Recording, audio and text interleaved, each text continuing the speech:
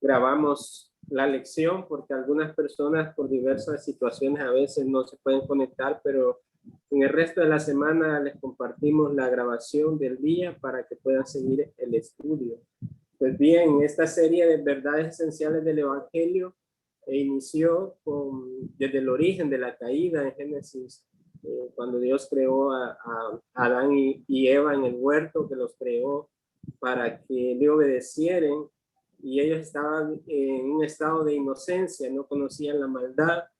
Conocemos luego la historia en Génesis 3, cuando Satanás en forma de serpiente tentó a Eva, la sedujo, para que desobedeciera el mandamiento del Señor de que no tocaran o no comieran del árbol del fruto del conocimiento del bien y del mal. Conocemos la historia de que Eva obedeció la voz de Satanás antes que la de su creador y arrastró también a su esposo Adán a que comieran del fruto, y de esa manera se introdujo el pecado a la humanidad, a toda la raza humana, como Adán y Eva, nuestros padres, nuestros representantes de esta raza humana. Hemos visto también cómo Dios en Génesis capítulo 3, verso 15, nos anunciaba en este pequeño evangelio, anunciando de que a través de la mujer vendría la simiente, que es Cristo, que en el futuro vendría para destruir las obras de Satanás y nuevamente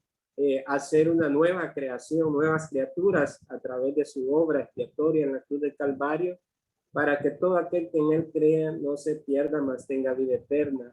Ahora el segundo Adán, Cristo, nuestro representante, el representante de todos aquellos hijos de la luz o hijos de Dios, ahora se ha constituido también como nuestro representante, y por el cual nosotros también hemos heredado todas las promesas del cielo. Estuvimos viendo el jueves anterior. Buenas noches, Francis, bienvenida. Estuvimos viendo el jueves anterior la primera parte de estas dos descendencias que se conectan desde la caída en Génesis.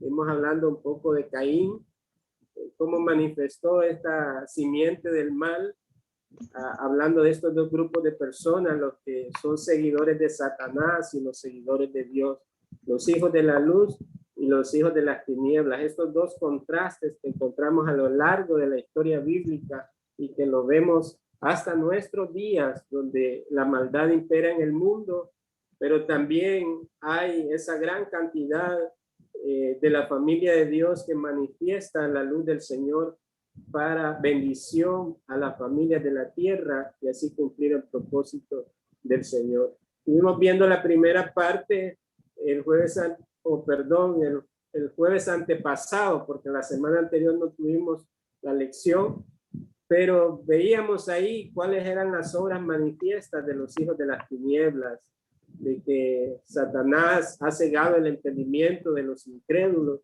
para que no le resplandezca la luz del evangelio.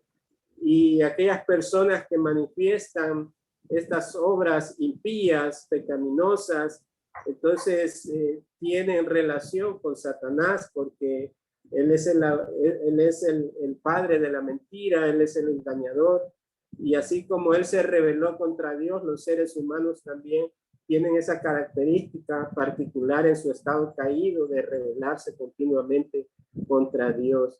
Y miramos todas esas listas de acciones pecaminosas que el hombre en su estado caído comete, que está en Gálatas 5, las obras de la carne, fornicación, adulterio, chisme, mentira, todas estas cosas que practica el ser humano alejado de Dios. Quienes practican tales cosas dicen que son dignos de la ira de Dios, merecedores de una condenación eterna. Pero también nos da el Evangelio las buenas noticias de que en Cristo hay una nueva creación y que Él, cada día alrededor del mundo, hay miles de personas que experimentan el nuevo nacimiento a través del poder divino que fluye de Cristo en su ministerio intercesor por aquellos que han de heredar esa salvación. Y el tema de este jueves es muy importante porque vamos a ver este otro grupo, los hijos de la luz, cómo ellos son engendrados no por voluntad humana, sino por voluntad divina.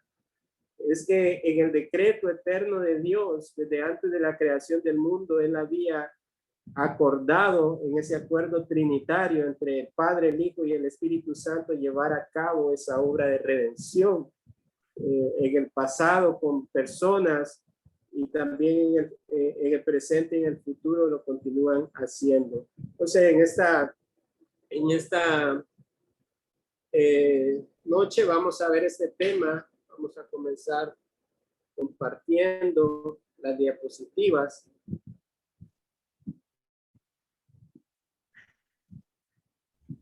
Los hijos de las tinieblas y los hijos de la luz, en su parte 2. Necesitamos saber quiénes son los hijos de Dios. Digo que necesitamos conocer estos temas porque hoy en día la palabra cristianismo o cristiano está totalmente devaluada, de tal manera que ya no se sabe quién es verdaderamente cristiano, porque preguntamos incluso a los incrédulos, ellos dicen son cristianos, ¿verdad? Todo el mundo dice ser cristiano, pero necesitamos establecer bíblicamente quiénes son los hijos de Dios, quiénes son los herederos de la promesa de Dios, para poder salirnos de esa confusión que hay hoy en día. Incluso en muchas iglesias hay esa confusión, ¿verdad? Porque lamentablemente hay muchos métodos humanos que son usados para alcanzar almas o alcanzar personas que les prometen una salvación basada en rituales o pasos a seguir, pero que no manifiestan una fe verdadera, un fruto de arrepentimiento. ¿Por qué? Porque no fueron engendrados por voluntad divina, sino por voluntad humana, en su esfuerzo de ganar adeptos para sus iglesias. Y ese es un peligro que nosotros debemos de advertir, porque solamente en Cristo está la salvación, solamente por sus méritos, por su gracia, el hombre puede ser salvo. Por eso, por esa razón es que es importante abordar estos temas hoy en día para dejar muy claro qué dice la Biblia, quiénes son los hijos de Dios. Vamos a comenzar desarrollando este tema. Número 1, ¿quiénes son los hijos de Dios? Número 1, los que son engendrados por voluntad divina y no por voluntad humana. Está esos textos bases que nos dan esa verdad que nos dice la Escritura, porque todas las cosas que nosotros decimos deben de ser comprobadas por las Escrituras. Si nosotros decimos algo que está fuera de las Escrituras, no es una inspiración divina, no es la voz de Dios hablando. Cuando las Escrituras hablan, Dios habla, y de esa manera trae verdad y claridad a nuestra mente. Y en el Evangelio de Juan, capítulo 1, verso 12 al 13, encontramos esta manifestación del Hijo de Dios al mundo. Cristo manifestándose al mundo en su ministerio terrenal.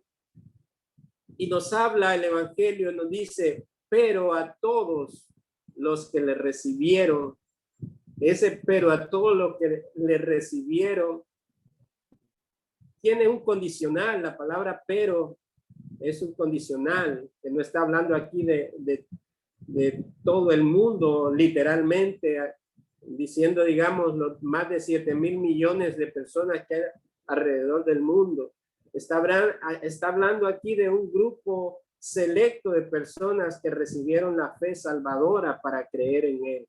Y comienza ahí ese pasaje diciéndonos, pero a todos los que le recibieron, está hablando de este grupo de personas que le recibieron. El verso anterior, en el 11, mencionaba de que a los suyos vino, refiriéndose al pueblo de Israel, pero los suyos le rechazaron. Entonces ahí dice el texto, pero a todos los que le recibieron, les dio el derecho de llegar a ser hijos de Dios. ¿Quién les dio el derecho de ser hijos de Dios? Pues Cristo mismo, por voluntad de su Padre, les dio el derecho de llegar a ser hijos de Dios. Y ahí estamos estableciendo esta verdad de que Las personas no pueden ser engendradas en el sentido de un nuevo nacimiento si no es por voluntad de Dios, no es por métodos humanos. Muchas veces usamos la presión en las personas para que repita una oración, la famosa oración del pecador. Repita esta oración y al final decimos a la persona, usted ya es salvo. Pero en realidad eso implica la salvación, el nacer de nuevo. Entonces nos estamos dando cuenta de que esto es por voluntad divina, no por métodos humanos, no por sugestión humana, no por manipulación humana. Solo pueden nacer de nuevos aquellos que han sido engendrados por Dios, aquellos que Él les ha dado el derecho de llegar a ser hijos de Dios. Es decir, a los que creen en su nombre, a los que creen en su nombre. Y cuando se refiere a los que creen en su nombre, no simplemente es al nombre de Jesús o Cristo. El nombre implica todo lo que Él es, su deidad, su divinidad, su señorío, todo lo que Él es, porque cuando una persona viene al conocimiento de la verdad y a la fe salvadora y al nuevo nacimiento, Él está haciendo de Jesucristo su Señor, su amo, en el cual esta persona estará sometida a su voluntad toda su vida de una manera gozosa. Entonces, los que creen en su nombre implica todas estas también responsabilidades que conlleva seguir a Cristo, los cuales no nacieron de sangre ni de la voluntad de la carne. Aquí nuevamente está hablando de que es imposible el nuevo nacimiento. El nuevo nacimiento en el Evangelio se refiere a aquella obra divina, aquella obra interna de Dios producido en pecadores para poderles resucitar a una vida nueva, nuevas criaturas. Entonces, no son engendrados por voluntad humana, sino por voluntad divina, porque proviene de Dios. En Efesios capítulo 2 nos menciona de que el don de la fe para creer proviene de Dios, es un regalo de Dios. Aún la fe para creer es un don de Él que nos ha dado gratuitamente para creer, pero no podemos ir tras métodos carnales o métodos humanos para alcanzar el cielo, porque no funciona de esa manera, no es por voluntad humana, sino por voluntad de Dios. Mire lo que dice también el capítulo de Hechos 13, verso 48. Cuando estaban predicando el evangelio, extendiéndose el evangelio aún a los gentiles, a todas las naciones, los gentiles que no eran del pueblo, obviamente no eran judíos, eran las demás naciones. Oyendo esto, los gentiles se regocijaban y glorificaban la palabra del Señor. Mientras los judíos rechazaban al Mesías, las demás naciones se regocijaban al escuchar el evangelio de Dios, el evangelio de la persona de Jesucristo, y ellos glorificaban la palabra del Señor. Y aquí lo interesante es esta frase, creo que no subrayé.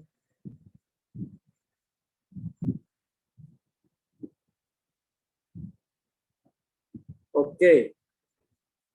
Ahí dice, y creyeron cuantos estaban ordenados para vida eterna. Es muy interesante ese pasaje, porque detrás de la conversión de las personas está la soberana voluntad de Dios en la salvación de los hombres. Dios da la fe para creer. Dios da el don de la fe para que las personas se arrepientan y se conviertan. Porque recuerde que el estado del ser humano en la caída es que está muerto en sus delitos y pecados. Una persona muerta no tiene capacidad de moverse, no tiene la capacidad de creer porque está muerta. Necesita venir a la fe salvadora para que su espíritu sea nuevamente vivificado y haya una resurrección de vida, porque el estado del hombre caído sin Cristo es muerte espiritual. Pero el Señor está diciendo que creyeron cuantos estaban ordenados a vida eterna. Luego en Juan capítulo 6, verso 37, Jesús está hablando ahí también. Él dice, todo lo que el Padre me da, vendrá a mí. Él está hablando de las personas, todas aquellas personas que vienen a Cristo y que han sido dados por el Padre, vendrán a mí, y al que a mí viene, de ningún modo lo echaré fuera. Así que es la bendición del evangelio, que el Señor no rechaza a todos aquellos que vienen y que se consideran miserables, que se consideran en bancarrota espiritual, aquellos que saben que no pueden hacer nada para ganarse el cielo, aquellos que saben que no es por esfuerzo humano, sino simplemente por acudir a Cristo y apropiarse de la obra expiatoria en la cruz del Calvario, porque solamente Él ha sido constituido como el autor y salvador de la fe para todos aquellos que crean en Él. Así que vemos ahí la Trinidad involucrada en la salvación de las personas, el Padre y el Hijo, y también el Espíritu Santo, que convence a las personas de su pecado, de su juicio y de su justicia. Y es interesante porque ahí estamos estableciendo estas verdades bíblicas, que en cuanto a la salvación de las personas, no puede haber una operación humana que pueda producir nuevos nacimientos. Es imposible por esfuerzos humanos. Ahí este comentarista John MacArthur nos menciona ahí que aunque las personas no se puedan salvar hasta que reciban y crean en Jesucristo, la salvación es una obra soberana de Dios sobre el pecador ciego y muerto. Y Charles Spurgeon, un famoso predicador de los siglos pasados, mencionaba de que si el Señor no me hubiese alcanzado, yo estaría cada vez más lejos de Él, huiría más lejos de Él. Y muchas veces esa es la condición que se nos manifiesta como pecadores. Siempre estamos tratando de alejarnos de Dios, de vivir alejados, separados de Dios, escondidos de su verdad. Pero es hasta que llega la gracia de Dios en la persona de Cristo, que entonces Él nos sigue atrayendo con lazos de amor hasta llevarnos a esa salvación. Dios está operando la salvación de forma soberana en pecadores alrededor del mundo, y lo hace a través del instrumento que es la palabra de Dios. Esta palabra de Dios, que es viva y eficaz y que puede cambiar la mente y el corazón humano, que no es un libro común y corriente, es un libro que está vivo porque el autor de ese libro vive y está ahí todos los días. Él es Dios quien está pendiente de cada detalle de nosotros y sabe cuál es la condición de nuestra vida. En Juan capítulo 3, verso 3, encontramos ese famoso pasaje con Nicodemo. Nicodemo era un maestro de la ley y se supone que él debía de instruir a personas en el camino de Dios, pero igualmente estaba perdido, aunque tenía el conocimiento de la ley, no estaba totalmente alejado de Dios, y es lo que Cristo ahí le responde, porque Nicodemo le dice: maestro bueno, ¿qué haremos para heredar el cielo? Y respondió Jesús y le dijo: en verdad te digo que el que no nace de nuevo no puede ver el reino de Dios. Ahí está la clave: el que no nace de nuevo no puede ver el reino de Dios. Y Nicodemo, que era un maestro, era un experto de la palabra de Dios, estaba alejado de Dios. La razón es que él estaba estableciendo su propia justicia, sus propios méritos. Él pensaba que por tener conocimiento o por servir a Dios, entre comillas, él merecía el cielo, y eso es un grave error que nos aleja de la verdad de las Escrituras. Yo podría estar enseñándoles aquí cada jueves, cada semana, y si pienso que por esa razón yo merezco ir al cielo, no he entendido el evangelio. porque no es por mi esfuerzo humano, sino por entender que la gracia de Dios se ha manifestado para salvación. Entonces Jesús dice que es necesario nacer de nuevo. Y todos aquellos que no nacen de nuevo no pueden ver el reino de Dios. Usted puede asistir a congregaciones cada domingo, puede ofrendar, puede aportar para el reino de Dios, puede ir a retiros, puede hacer muchas cosas, pero si piensa que por hacer esas cosas usted es merecedor del cielo, no ha entendido el evangelio, porque es por gracia, no es por nuestros propios méritos. Claro, dice que la fe auténtica manifiesta obras también, como lo menciona Santiago, pero estas obras deben de ser manifestadas con el único propósito de glorificar a Dios y no para que nuestros propios méritos. Y Jesús le está diciendo a este maestro de la ley que es necesario nacer de nuevo, porque si no, de nada va a servir. Hay muchas personas, como les mencionaba al inicio, que piensan que son cristianos, que tienen un vocabulario cristiano, que dicen Dios te bendiga y hacen oraciones y hacen esto y lo otro. Pero si su vida no manifiesta frutos de arrepentimiento, si su vida, ya sea en el trabajo, en su familia, en las relaciones personales, no manifiesta la verdad de la palabra de Dios, se está autoengañando. Y eso es el peligro hoy en día. Muchas personas que piensan que van camino al cielo, en realidad van por el camino descendente a la perdición, porque piensan que por haber repetido una oración o por haber hecho obras, por estar asistiendo cada día, piensan que merecen el cielo, pero Cristo está diciendo no es de esa manera, porque no es por voluntad humana, sino por voluntad divina, y es necesario nacer de nuevo. Así que vemos que el primer punto nos mencionaba que solo pueden ser hijos de Dios los que son engendrados por voluntad divina y no por voluntad humana, y estaban viendo esos textos. También, número 2, ¿quiénes son los hijos de Dios? Los que tienen el Espíritu de Dios han sido adoptados como sus hijos. Los que tienen el Espíritu de Dios han sido adoptados como sus hijos.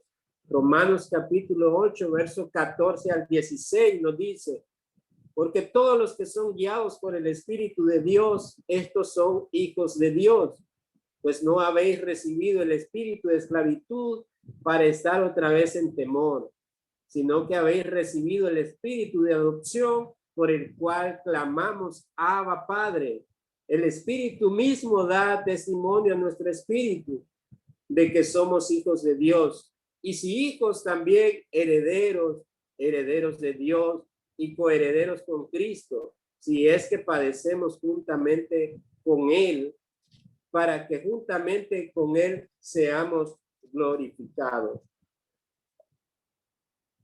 Así que ese pasaje nos hace referencia de que los hijos de Dios son los que poseen el Espíritu de Dios. Y ahí estamos hablando de esa obra trinitaria en la salvación de los hombres, porque vimos que el Padre envió al Hijo a morir en esta tierra por nuestros pecados, y Él hizo su obra expiatoria, consumado fue, dijo en la cruz del Calvario. Pero la tercera persona de la Trinidad aplica esa obra a los creyentes, de tal manera que el Espíritu Santo habita en los creyentes para llevar a cabo esa obra de santificación y de glorificación en el creyente. Por lo tanto, solamente los hijos de Dios poseen el Espíritu de Dios. Aquellos que son guiados por el Espíritu de Dios. ¿Y en qué manera son guiados? Muchas veces algunas personas confunden la guía del Espíritu en asuntos de qué casa voy a escoger o qué carrera o con quién me voy a casar. Entonces necesito la guía del Espíritu, dice. Pero a lo que se está refiriendo aquí el texto es en el sentido de la guía del Espíritu en cuanto a la obra de santificación del creyente en cuanto a vivir para la gloria de Dios y no para sus propios beneficios. En que el creyente sea un obrero de Dios, aquel que hace la voluntad del Padre, aquel que también testifica de la obra de Cristo en su vida a través del Evangelio. Entonces, necesitamos como hijos de Dios ser guiados por el Espíritu de Dios para comprender las Escrituras, para la necesaria edificación de nuestra vida espiritual. Necesitamos ser guiados por el Espíritu de Dios también, porque muchas veces no sabemos cómo orar, pero el Espíritu Santo intercede por nosotros. Necesitamos ser guiados por el Espíritu Santo para que en medio del sufrimiento tengamos una mente cristocéntrica para poder entender cuál es la voluntad perfecta de Dios. Así que muchas veces se confunde esa guía del Espíritu, pero aquí está hablando en cuanto a las obras piadosas, aquellas que glorifican a Dios en la vida del creyente. Entonces, ahí nos habla de que también el creyente ha recibido un espíritu de adopción por el cual clamamos Abba Padre, tenemos una cercanía con nuestro Padre. Ese espíritu de adopción significa que en el estado anterior, que éramos hijos de las tinieblas, éramos esclavos de las tinieblas. Y ahora a través de esa obra de redención, Él nos ha adoptado en el amado, en su Hijo, nos ha dado ese espíritu de adopción. Y ese espíritu da testimonio a nuestro interior de que somos hijos de Dios. ¿De qué manera el espíritu da testimonio a nuestro interior de que somos hijos de Dios? Cuando siempre anhelamos honrar a Dios, aún a pesar de esta batalla espiritual entre la carne y el espíritu en cuanto a hacer las cosas que convienen o hacer las que no convienen, hay un deseo genuino en el creyente por agradar a Dios. Y aunque algunas veces incurre en el pecado, pero este pecado le trae tristeza y esa tristeza produce arrepentimiento. De tal manera que la vida del creyente es una lucha agonizante contra el pecado con el propósito de glorificar al Señor en su vida. Entonces, ese espíritu nos da testimonio porque aborrecemos lo malo, aborrecemos todo aquello que ofende, que traiciona a Dios y su palabra. No queremos incurrir en el pecado y sentimos tristeza por el pecado. Ahí da testimonio el Espíritu en nuestro interior de que somos hijos de Dios. Porque aquellos que no poseen el Espíritu de Dios no tienen ninguna tristeza por el pecado. Al contrario, se deleitan en el pecado, incurren en el pecado. Muchas veces lo que hay es un remordimiento, pero no un arrepentimiento. Y solamente los hijos de Dios viven en un arrepentimiento constante, en un proceso de santificación. Eso es lo que hace la diferencia. Y eso es lo que nos da testimonio en nuestro interior de que estamos anhelando las cosas espirituales mucho más que las cosas terrenales. Cuando hay una evidencia de que una vida está más enfocada en las cosas de la tierra o del mundo, cuando deseo más las cosas del mundo que las cosas de Dios, cuando mi anhelo es ir tras la gloria del mundo, tras los deseos del mundo, tras la vanagloria del mundo, tras los deseos de la carne. Entonces ahí estoy manifestando de que no tengo el Espíritu de Dios porque no hay un arrepentimiento en mi interior. Entonces lo que debo de hacer es clamar a Dios, buscar su misericordia para que Él pueda atraerme a su salvación y darme ese espíritu de adopción. Y si hijos, también herederos. Estas promesas conlleva a los hijos de Dios, también herederos. Y herederos de Dios y coherederos con Cristo. Y estas herencias, está hablando en el sentido espiritual mucho más que las cosas materiales. Recuerde, Jesús dijo en Mateo 6, mas buscar primeramente el reino de Dios y su justicia, y todas las demás cosas le serán añadidas. No pretendamos voltear el asunto con buscar primeramente las cosas, las añadiduras en vez del reino de Dios, porque la palabra de Dios las describe como simples añadiduras, cosas sin relevancias que no deberían a nosotros estarnos quitando el tiempo y la paz. Mas buscar primeramente el reino de Dios, porque ahí está la plenitud de vida y todo lo demás es ganancia. Y esa herencia es herederos de Dios y coherederos con Cristo, es que poseemos esa riqueza espiritual, el conocimiento de su verdad y la herencia que será manifestado en el día postero cuando Él venga por su pueblo. Pero también dice, si es que padecemos juntamente con Él, si es que estamos padeciendo como cristianos, obviamente por dar un testimonio genuino de nuestra fe. Aquellos que no son hijos de Dios, aquellos que de repente pueden estar engañados, pueden ser como los camaleones, ¿verdad? Que cambian según la ocasión, no tienen una fe genuina. Pero el cristiano genuino padece juntamente con Cristo y de esa manera juntamente con Cristo seremos glorificados. Porque si Cristo padeció en esta tierra y dio su vida en rescate por nosotros y sufrió esa cruel muerte, ¿qué nos espera también a sus seguidores? Sino también la persecución en este mundo impío, en esta batalla entre los hijos de la luz y los hijos de las tinieblas, en cuanto a la reprensión, en cuanto a la decadencia moral y espiritual que hay hoy en día. Vemos el ataque contra los cristianos de muchas maneras también, en ese odio contra la luz y contra Dios. Ese pasaje maravilloso de Romanos 8, 14, 16 encierra lo que es un hijo de Dios. Hemos sido adoptados como sus hijos. Mire ahí en Romanos 8, 9 el contraste. Pero si alguno no tiene el Espíritu de Cristo, el tal no es de él.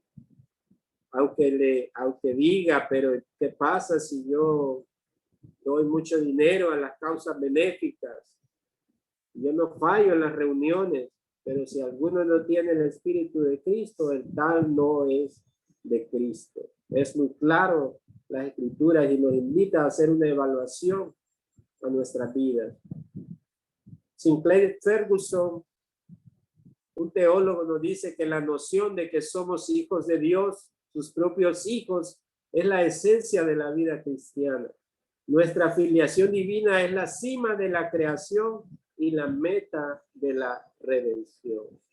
Esa es nuestra cima de la creación y esa es la meta de nuestra redención. Esa posición como hijos de Dios. Y aquí me gustaría tomarme un pequeño tiempo para que entendamos el contexto de la carta que el apóstol Pablo, por inspiración de Dios, escribió para nuestro beneficio, porque está hablando mucho de la adopción de hijos, ¿verdad? De la familia de Dios. Y es necesario entender un poco el contexto donde él estaba escribiendo en Roma, encarcelado en una prisión, escribiéndole a los creyentes romanos.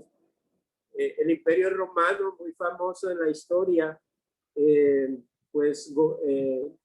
su imperio se expandió prácticamente en todo el mundo y en esa región en particular había mucha restricción a los judíos e incluso a algunos gentiles que debían de someterse a las leyes romanas.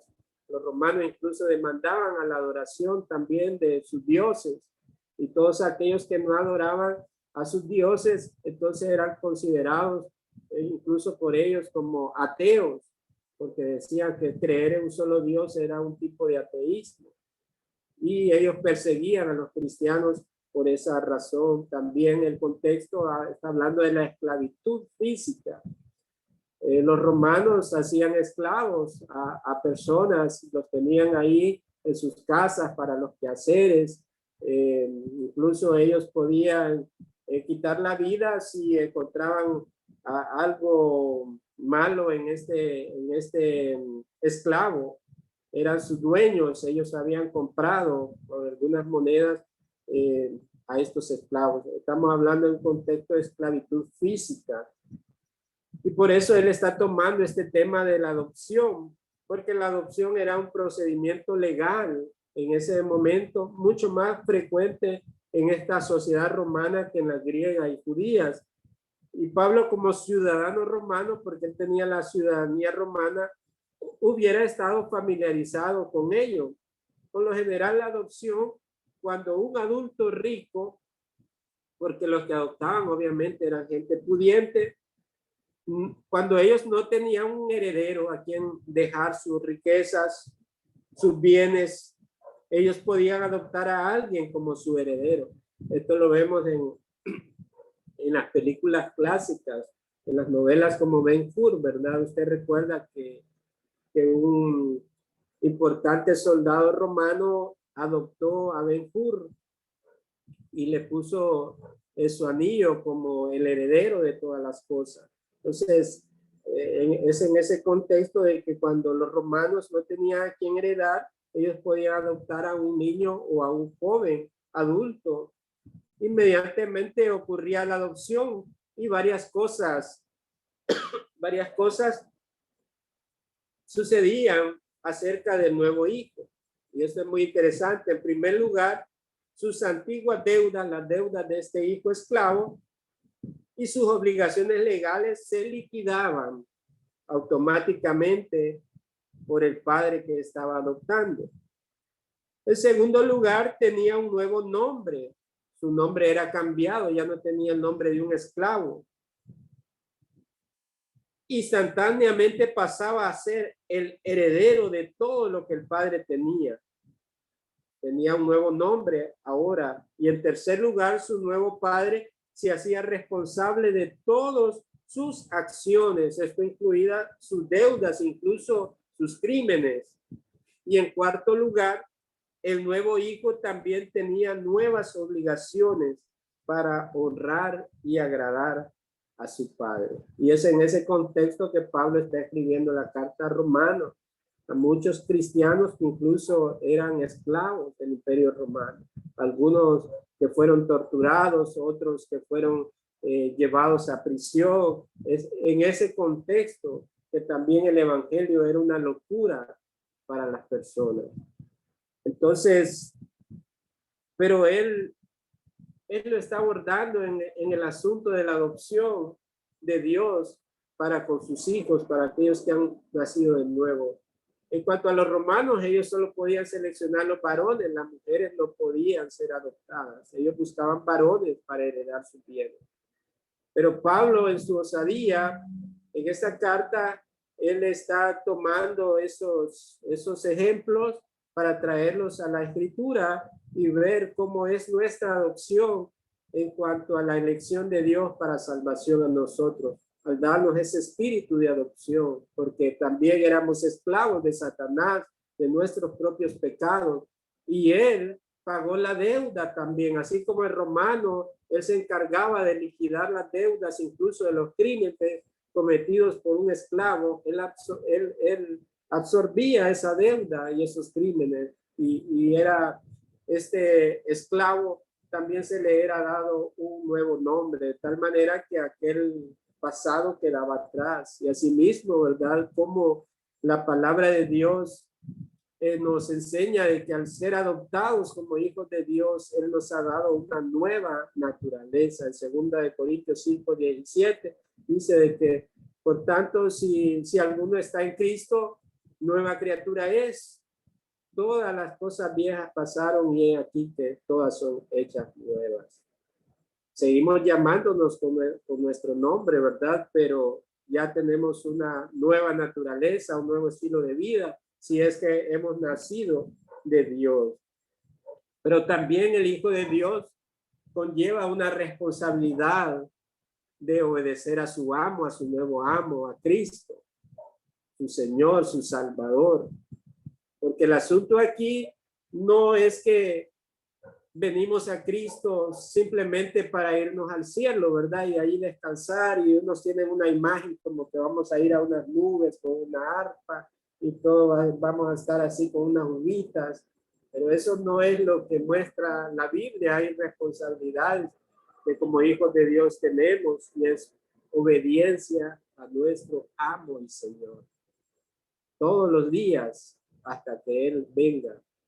Obediencia total a nuestro Señor. En esto se caracterizan los hijos de Dios. Y de esta manera la salvación no solamente es para los varones, sino para también las mujeres, esclavos libres. En Gálatas menciona eso.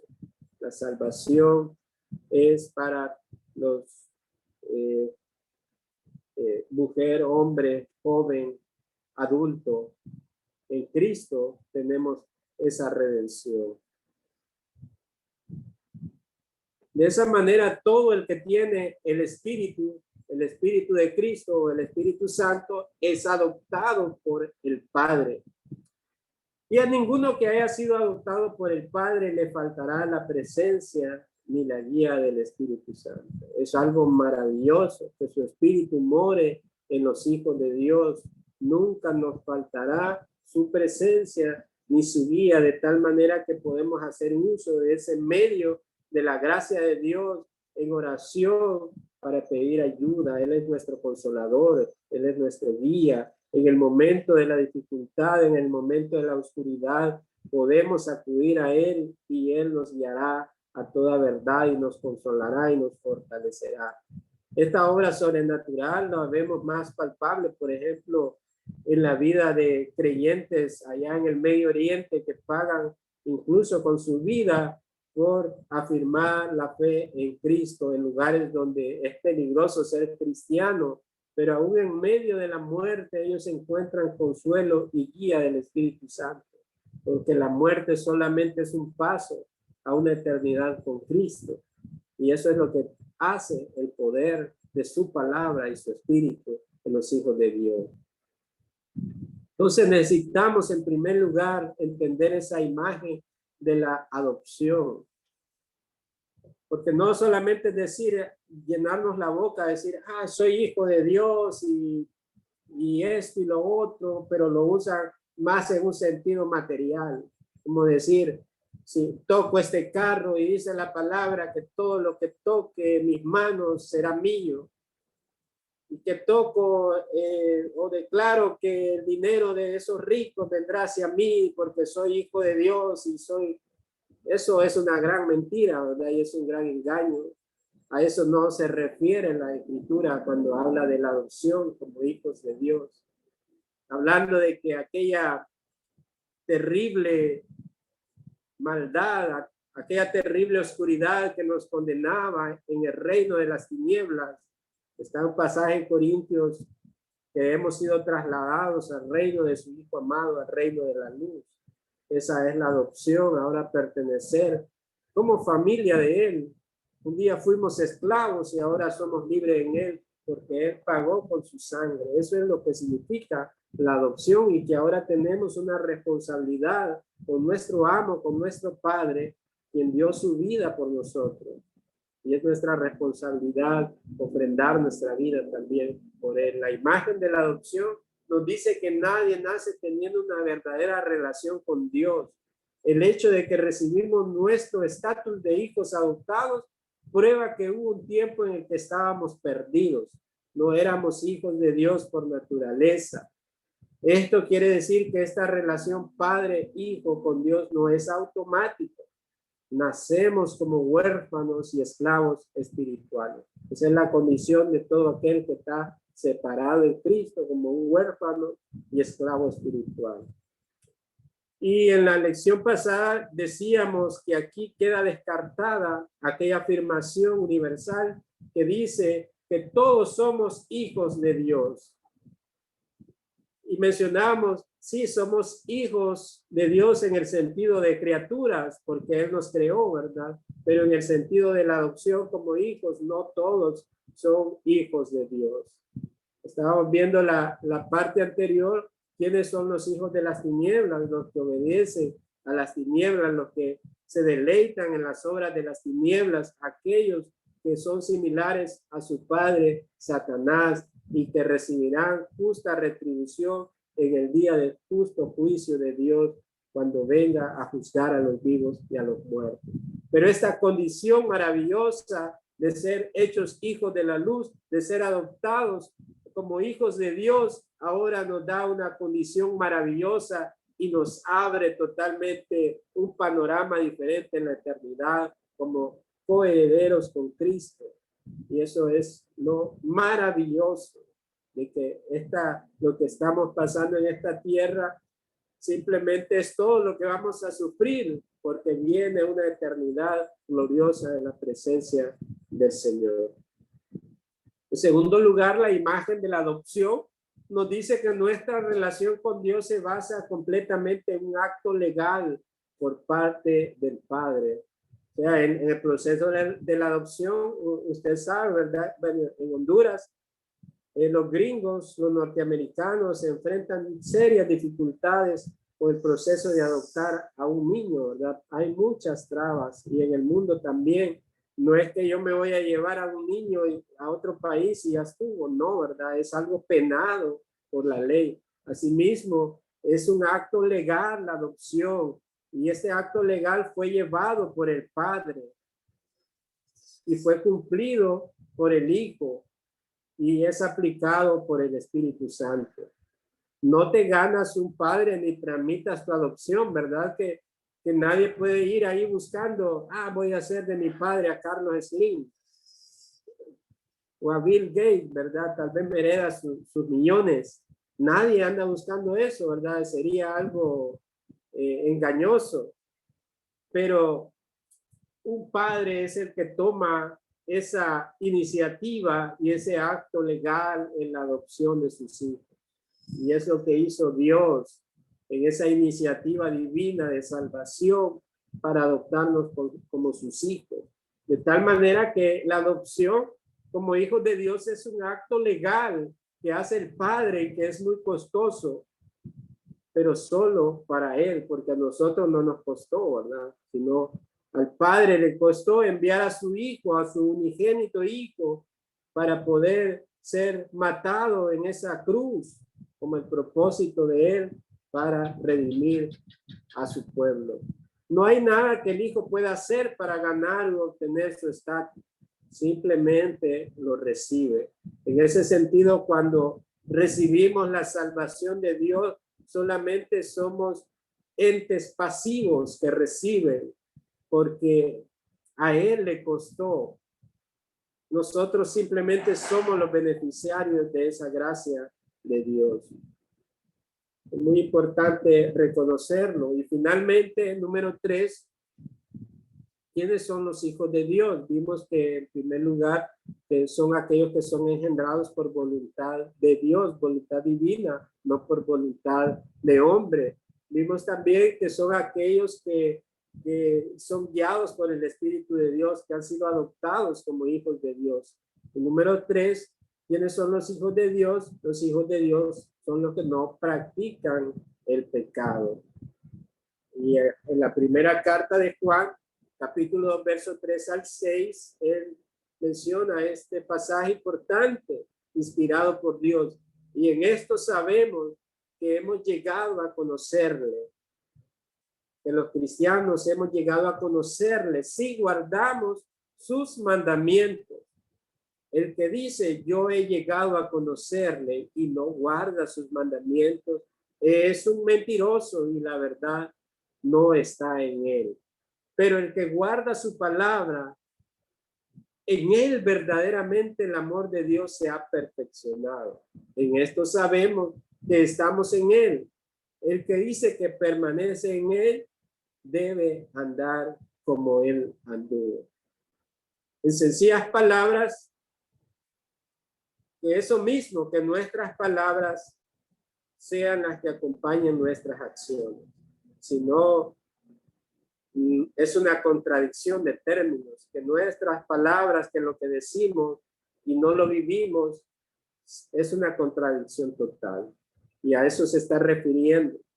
No es aquellos que dicen, que se llenan con versículos o con pensamientos cristianos, No, es su vida la que manifiesta si en verdad es un hijo de Dios y guarda su palabra.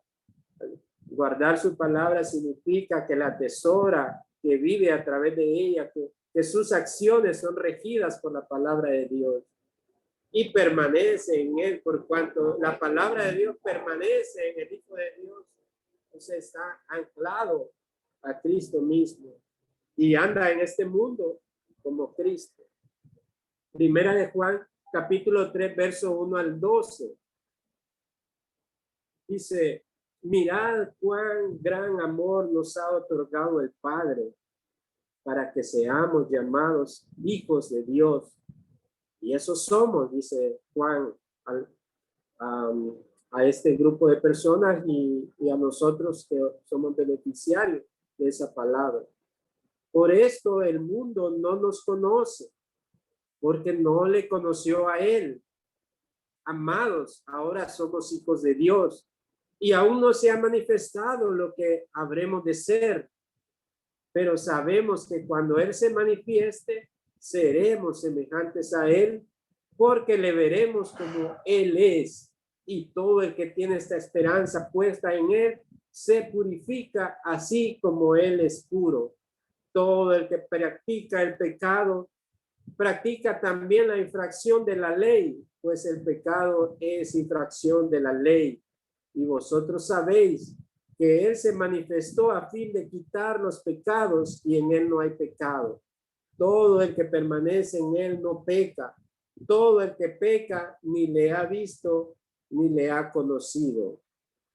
Hijos míos, que nadie os engañe. El que practica la justicia es justo, así como él es justo. El que practica el pecado es del diablo, porque el diablo ha pecado desde el principio. El Hijo de Dios se manifestó con este propósito, para destruir las obras del diablo. Ninguno que es nacido de Dios practica el pecado, porque la simiente de Dios permanece en él y no puede pecar, porque es nacido de Dios. En esto se reconocen los hijos de Dios y los hijos del diablo. Todo aquel que no practica la justicia no es de Dios. Tampoco aquel que no ama a su hermano, porque este es el mensaje que habéis oído desde el principio, que nos amemos unos a otros, no como Caín, que era del maligno y mató a su hermano. ¿Y por qué causa lo mató? Porque sus obras eran malas y las de sus hermanos justas. Ahí en ese pasaje de Primera de Juan capítulo 3 nos da ese resumen o ese contraste de los hijos de la luz y de los hijos de las tinieblas, de aquellos que pertenecen como hijos de Dios y aquellos que pertenecen como hijos de Satanás. Es muy clara la palabra de Dios. El que practica el pecado sencillamente es de Satanás. Su padre es Satanás.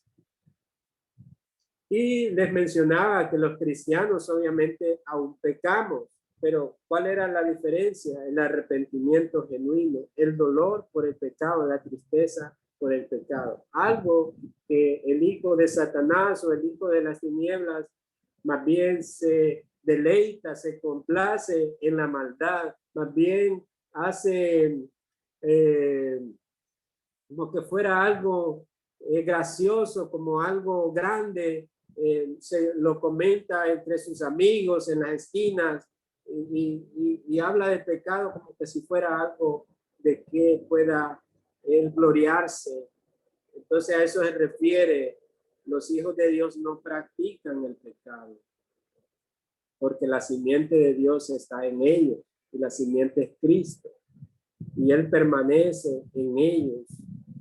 Y Jesús en Juan 17, en su oración sacerdotal, intercediendo por sus discípulos, él oraba para que ellos fueran protegidos de este mundo, y porque en el mundo están, y él ya iba a ascender al cielo, ahí a la diestra del Padre, pero él oraba por sus discípulos y él sigue orando por cada creyente en el cielo. Es un ministerio sacerdotal que intercede por los creyentes, por aquellos que han de heredar esa salvación consumada en los postreros tiempos cuando Él venga. Él ora, Él intercede cuando Satanás se presenta para acusar a los escogidos de Dios. Jesús ahí se presenta y manifiesta lo legal que fue esa obra expiatoria y muestra sus marcas, sus clavos en sus manos y sus pies, recordando el sacrificio, la expiación por los pecados de su pueblo, por aquellos pasados, presentes y futuros. Él ha pagado por los pecados de sus hijos. Así que solo hay dos tipos de personas en este mundo: los hijos de Dios, que se complacen en hacer la voluntad de Dios y que viven de acuerdo a su palabra, y los hijos de Satanás, que buscan agradar a la carne, y lamentablemente hay muchos dentro de las congregaciones también, que no se les predica la verdad, que no se les exhorta por temor a que se vayan de esas iglesias, por temor a que ya no ofrenden. Entonces temen no confrontarlos con la verdad de la palabra de Dios. Pero lejos esté de nosotros de esconder la palabra de Dios por buscar agradar a los hombres. Eso es lo que decía Pablo en Gálatas, capítulo 1, dice que no busco el favor de los hombres, sino busco el favor de Dios, agradar a Dios en todas las cosas. Y es mi oración cada semana por ustedes, que si todavía no están en ese estado como hijos de luz, adoptados en la familia de Dios, que el Señor les conceda la fe para creer en Él y puedan experimentar el nuevo nacimiento y recibir esas promesas maravillosas para los hijos de Dios, que no moriremos, sino ciertamente viviremos y reinaremos juntamente con Él.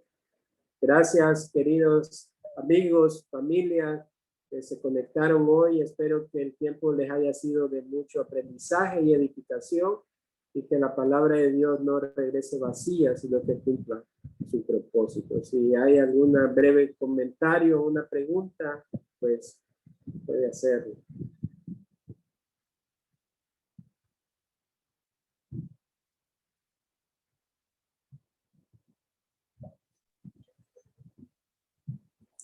Por mi parte, no es todo muy bien, todo muy excelente. Me gustó mucho la palabra. Excelente la definición entre hijos de luz y hijos de Dios. Creo que ya queda claro, ¿verdad?, dónde tenemos que estar, porque no hay términos medios. Simplemente o somos de Dios o somos del diablo. Eso sí me queda claro. Excelente la predicación. Muchas gracias por la invitación. Espero no sea la primera ni la última que me envíe. Así es, y esperamos ahí tenerlo siempre. Gracias. Solo les pido un favor, a que siempre les pido cada semana, si pueden encender un momento su cámara para tomar una captura de pantalla y dejarla como registro.